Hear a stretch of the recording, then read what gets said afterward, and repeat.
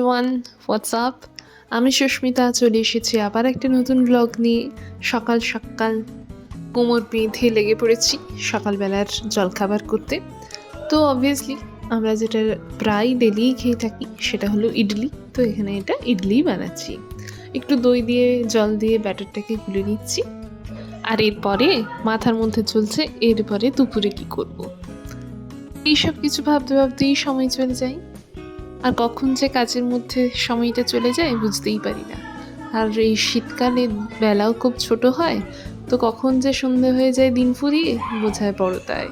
আর এই যে ইনি ঘাড় নাড়ান, পা নাড়ান, তবে কাজও কিন্তু হাতে হাতে প্রচুর করে দেয়। সত্যি কথাই, একটু ব্যাকগ্রাউন্ড সাউন্ডটা ইগনোর করে যাবেন, তার কারণ এখানে বাচ্চারা খেলাধুলো করছে। বাচ্চারা খেলাধুলো করছে দেখলে আমার বেশ ভালোই লাগে, তার কারণ আজকালকার বাচ্চারা খুব একটা খেলাধুলো করে না। ওই বাড়ি, পড়াশুনো, এক্সট্রা কারিকুলার অ্যাক্টিভিটি এইসবের মধ্যেই সারাক্ষণ ব্যস্ত থাকে। আমরা যেই খেলাধুলোটা করতে পেতাম ছোটোবেলায়, এখনকার ছোটোবেলাগুলোই বোধহয় চেঞ্জ হয়ে গেছে। এখন আর রাস্তায় ধুলো বালি কাদা মেখে বাচ্চাদেরকে ছুটতে খেলতেই দেখা যায় না।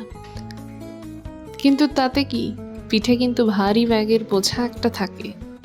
তবে পাড়ার বাচ্চাগুলোকে দেখে ভারী মায়া লাগে। সারাক্ষণ তো ওই বাড়ির মধ্যেই ঘুরপাক খাচ্ছে। তো এতে মনে হয় আমাদের ছোটোবেলাটাই বোধহয় বেস্ট ছিল। কত সুন্দর সবার সাথে খেলতাম, ঘুরতাম, ছুটতাম। স্কুলে একবার, বাড়িতে ফিরে এসে সে খেয়ে দিয়ে সে কি তাড়া, খেলতে যেতে হবে। এখনকার বাচ্চাদেরও অবশ্য তাড়া আছে, তবে ব্যাগ নিয়ে পড়তে যাওয়ার তাড়া। ওদের খেলাধুলো বলে কিছু নেই, আর যদিও বা আছে সেটা বিভিন্ন এক্সট্রা কারিকুলার অ্যাক্টিভিটির মধ্যে পড়ে যায়। কোথাও গিয়েছেন মনে হয় ওদের শৈশবটা হারিয়েই গেছে।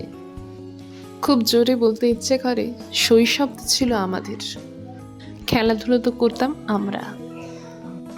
আর সন্ধেবেলা যখন সন্ধে হয়ে যেত, তখনও যেন বাড়ি ফিরতে মন চাইতো না, মনে হতো আর একটু খেলে নিই।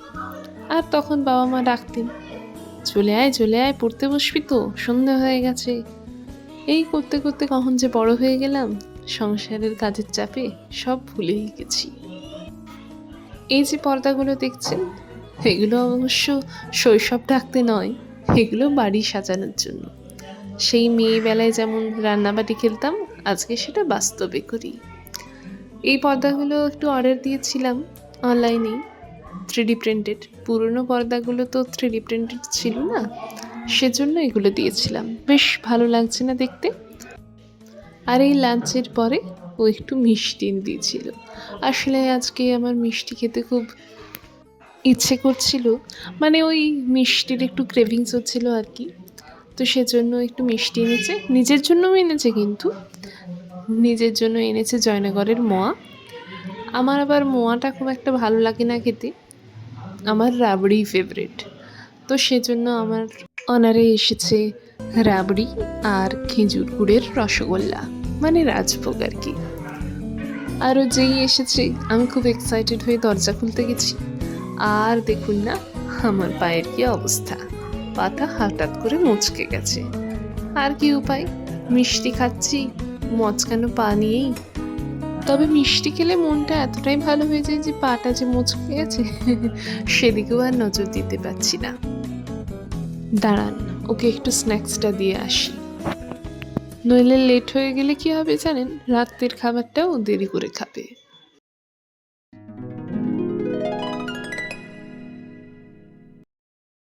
আর এই দেখুন, আমি ঠ্যাং খোঁড়া করে নিয়ে বসে আছি। বেশিক্ষণ একটু বসে থাকার পরে বুঝতে পারলাম ব্যথাটা আরও বেড়েছে, সেই জন্য পায়ে ক্রেপ ব্যান্ডেজ করে নিয়ে বসে আছি। আর আবার একটা নয় সরি 3টে কার্টেন এসেছে। অনেকগুলোই অর্ডার দেওয়া হয়েছিল, আসলে প্রত্যেক বছরই আমরা পাল্টে নিই, মানে নতুন বছরে নতুন নতুন কার্টেন। আগেই অর্ডারটা দিতাম, আসলে বাড়ি চলে গিয়েছিলাম, তো ভাবলাম যদি তার মধ্যেই ওরা ডেলিভারি করে যায় তাহলে আবার রিসিভ করার একটা ঝামেলা রয়ে যাবে।